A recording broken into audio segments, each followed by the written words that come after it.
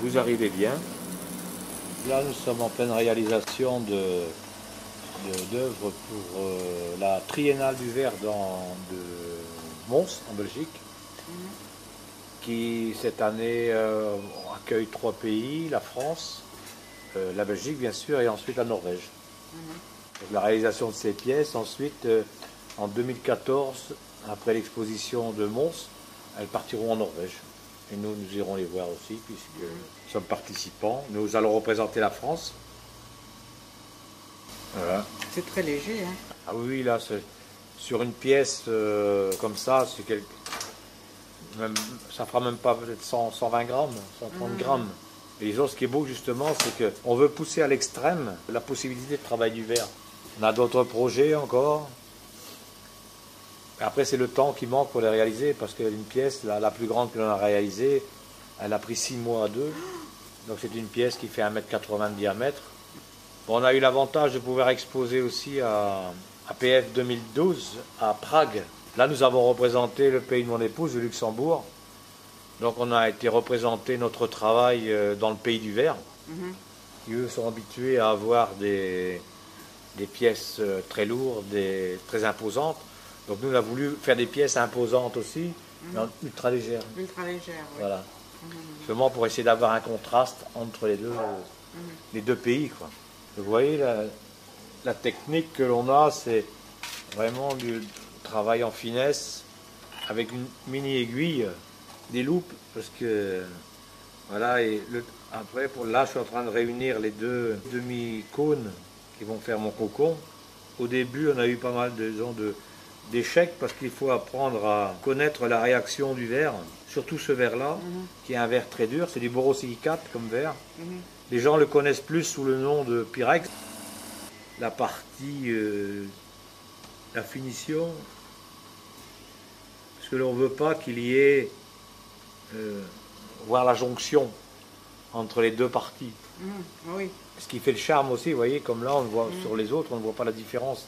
On a donc réalisé cette série de cocons représentant l'habitat de quelques animaux, dont une chenille, une coccinelle, un papillon, une tortue, une fourmi, une araignée et enfin un lièvre. Disons là, on ne sommes pas beaucoup à travailler cette technique parce qu'il y a énormément de contraintes. Nous sommes obligés de fabriquer le fil transparent. Je tire d'abord du fil. Mon épouse tire du fil à ma demande, suivant les diamètres que je veux. Et ensuite, ces fils sont repris et travaillés avec un tout petit chalumeau pour justement arriver à chauffer régulièrement et donner ses formes. Pour fabriquer ça, il nous faut, première chose, c'est qu'il faut qu'on arrive à savoir à peu près la quantité de fil qu'il nous faut fabriquer pour réaliser ces pièces, parce que le fil, on ne trouve pas dans le commerce. Donc, il faut fabriquer tout le fil avant de pouvoir réaliser nos œuvres. Alors, des fois, c'est un peu longué, parce qu'il nous en faut plusieurs centaines de mètres pour réaliser une pièce. Et voilà, vous êtes tombé à un bon moment où on est en pleine création. Là, disons, c'est le cylindre. Mon épouse est en train de préparer le visage. L'intitulé, c'est le baiser. Comme faisaient les Assyriens, ils faisaient des bas-reliefs avec des petits cylindres, mais c'était l'inverse de nous. Eux, c'était les cylindres, c'était creusés, et ils roulaient cela dans la terre, faisaient une empreinte, ils mettaient à cuire, et après ils s'en servaient pour faire des bas-reliefs, des habitations. Et tout autour, il va y avoir un texte, un poème qui va être écrit sur le thème du baiser.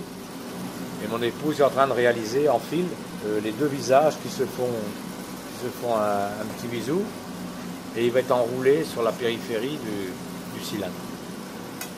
Et pour réaliser un cylindre comme ça, il faut combien de temps? Là, ce cylindre ici, le premier travail, ça a été de réaliser, disons, le tube. Donc là, il y a à peu près 3 semaines et demie de travail, rien que pour le tube. Oui, et puis après, il y a toute la création des petites mécaniques intérieures. Donc là, il y a encore 2 semaines et demie de travail. Je veux dire, un pignon mécanique comme ça, c'est pratiquement une journée de travail. À l'intérieur, nous avons créé toute une mécanique. Donc vous voyez, ça fait 1, 2, 3, 4, 5, 6, 7, 8, 9, 10, 11, 12. Ça fait déjà 12 jours pour la mécanique. Ensuite, il y a tous les tubes, les entraînements. Après la réflexion, comment installer tout ça dedans? Comment les faire rentrer? Oui, c'est ça. Parce qu'il faut que... Là, j'ai tout mis sur une tige en verre. Et après, j'ai tout rentré en une pièce. Donc le cylindre, il fallait vraiment qu'il soit parfait pour pouvoir rentrer et accepter partout les supports.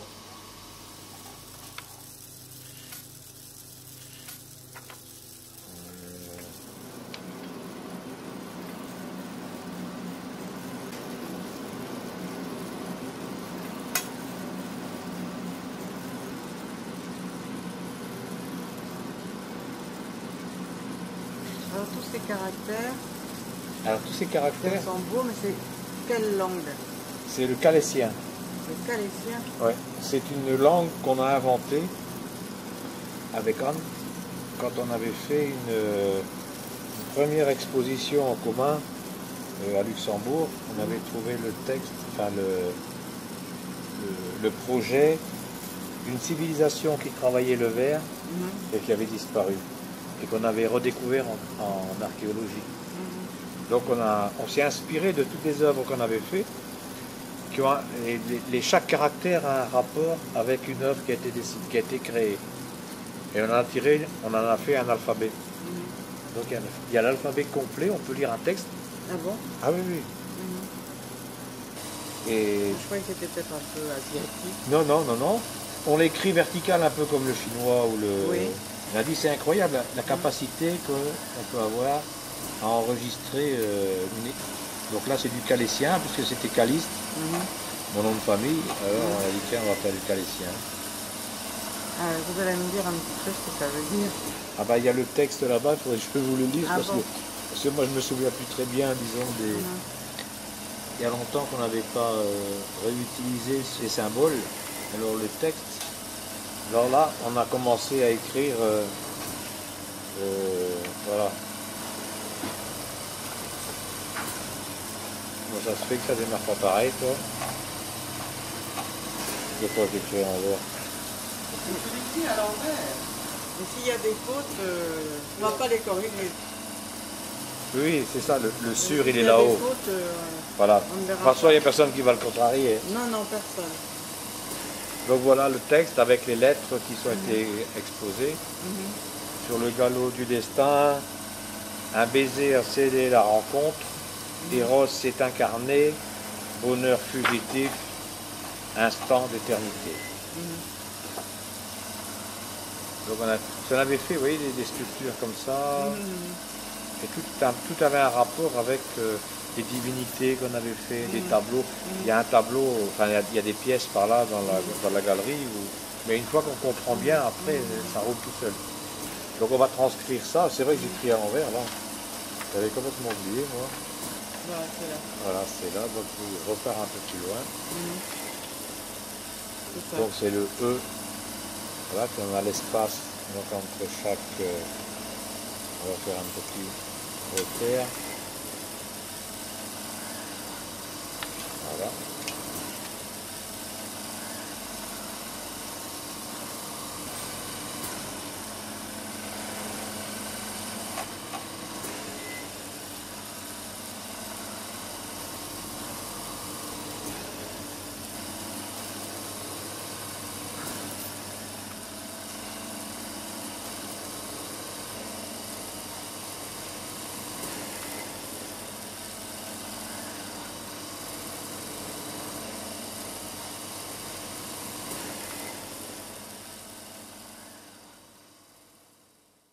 Et bien voilà, partant d'une idée suite à une visite de musée à Berlin, suivie de l'écriture d'un rondeau par notre amie Monique Ibon qui écrit toujours nos textes, nous l'avons concrétisé et nous l'avons exposé à Mons et ensuite en Allemagne où elle a obtenu beaucoup de succès.